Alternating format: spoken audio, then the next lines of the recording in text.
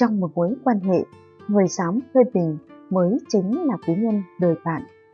Có thể chấp nhận những lời thật lòng, dám nghe lời phê phán mới nhìn rõ được bản thân để hoàn thiện con người. Con người chúng ta, ai cũng thích nghe những lời nói ngon ngọt, lấy lòng. Nhưng đến khi va chạm đủ nhiều trong mối quan hệ giữa người với người thì chúng ta mới nhận ra bản chất thật sự của những lời nói đường mật ấy.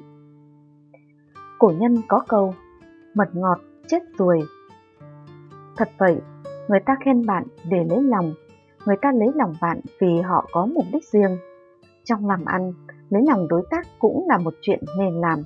Trong tình bạn, khen nhau một vài câu cũng là điều đáng quý. Thế nhưng, mức độ thật giả bên trong những lời nói ấy cần phải được xem lại. Đương nhiên, lời nói dối thì lúc nào cũng dễ nghe. Ngược lại, lời nói thật lại khó nghe đến muôn phần. Điều này cũng dễ hiểu vì mấy ai thích người khác phê bình chỉ ra khuyết điểm của mình. Chỉ có những người trải qua nhiều thử thách và tổn thương trong cuộc sống mới đủ can đảm để tiếp nhận những lời nói khó nghe đến chướng tai về mình như vậy. Đa số những người thành công trên thế giới đều chấp nhận những lời phê bình và thích giao lưu với những người ngay thẳng, vì chỉ khi đó họ mới có thể nhìn nhận bản thân được rõ ràng hơn từ những lời nhận xét của người khác. Những lời nói đường mật tuy có thể khiến người khác thích thú nhưng lại không đáng tin. Những lời nói chân thật tuy không thể lấy lòng được ai nhưng nó mới chính là chân thành. Chấp nhận phê bình mới là sự tiến bộ. Phê bình sẽ mang đến cho chúng ta cơ hội để tiến bộ. Một nguyên tắc ngầm trong môi trường công sở khi đối diện với sự phê bình đó là không gấp gáp giải thích, không cười cợt vô lễ. Đã là nhân viên đi làm thì chắc hẳn ai cũng phải trải qua một vài lần phạm lỗi.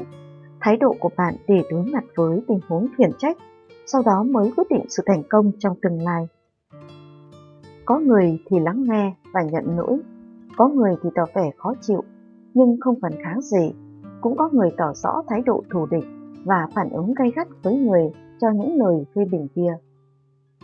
Lắng nghe, khó chịu hay tỏ thái độ cũng là trạng thái bình thường của một người khi đứng trước những lời chỉ ra khuyết điểm của mình. Chưa biết mọi chuyện đúng hay sai, nhưng hành động suy ngẫm về những lời phê bình kia và khả năng đối chiếu với những gì mình đã làm mới thực sự đúng đắn vào lúc này. Mỗi con người sống trên đời đều phải trải qua không ít sự phê bình, khiển trách, nhưng tuyệt đối không được vì những lời phê bình của người khác mà mất khống chế và phản kích lại. Vì cho dù bạn có làm tốt đến đâu thì vẫn sẽ có người phê bình bạn mà thôi. Vào lúc này, không giải thích, không che giấu, nếu sai thật thì chấp nhận sửa chữa, còn ngược lại thì cũng coi như cổ vũ chính mình. Đây mới chính là phương pháp tốt nhất để đối mặt với sự phê bình. Một người có thể nhìn nhận chính xác được bản thân hay không là một chuyện vô cùng quan trọng. Tự đánh giá bản thân, đa số sẽ có thể nhìn nhận được một mặt của vấn đề mà những người xung quanh lại có thể nhìn thấy được sự thiếu sót của bạn ở góc độ khác. Theo đó, người có thể dành cho bạn những lời phê bình đúng đắn, thô nhưng thật mới là người đáng để bạn trân quý. Chấp nhận những lời phê bình mới là sự tiến bộ. Trân trọng những lời nói thật lòng. Hai người bạn chơi thân với nhau có thể đạt đến trình độ chỉ ra điểm thiếu sót, cái sai của đối phương mà không làm tổn hại đến mối quan hệ đôi bên, thì tình bạn này quả là điều đáng quý. Tôi phê bình bạn là vì tôi muốn tốt cho bạn, vì tôi coi bạn là người thân của tôi, nhưng chấp nhận sự phê bình và lựa chọn sửa đổi là quyền của bạn. Tôi không ngại nói ra những điểm sai của bạn, nhưng bạn vẫn cố chấp với lỗi lầm của mình, để rồi tự thất vọng càng lúc càng chồng chất hơn. Một khi thất vọng gom đủ thì mối quan hệ coi như đã có sự rạn nứt và không thể cứu vãn.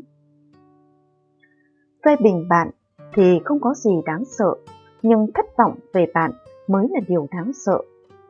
Những người dám chỉ ra khuyết điểm của bạn, dám phê bình con người bạn, chính là người bạn người thầy tốt nhất của bạn. Đôi khi những lời nói thật lòng sẽ làm chúng ta khó chịu, nhưng đến lúc ta nhận ra những lời nói ấy hoàn toàn đúng đắn, thì chúng ta mới biết được họ mới thật sự quan trọng với ta đến nhường nào. Những người hay khen và lấy lòng có lẽ sẽ là người hại bạn. Những người hay phê bình bạn cũng có lẽ là người yêu thương bạn nhất. Nếu như có người nói ngay, nói thật, mặc dù bị bạn ghẻ lạnh chán ghét nhưng vẫn đỏ mặt tía tai gửi gắm những lời phê bình chân thành đến bạn, thì xin hãy trân trọng họ.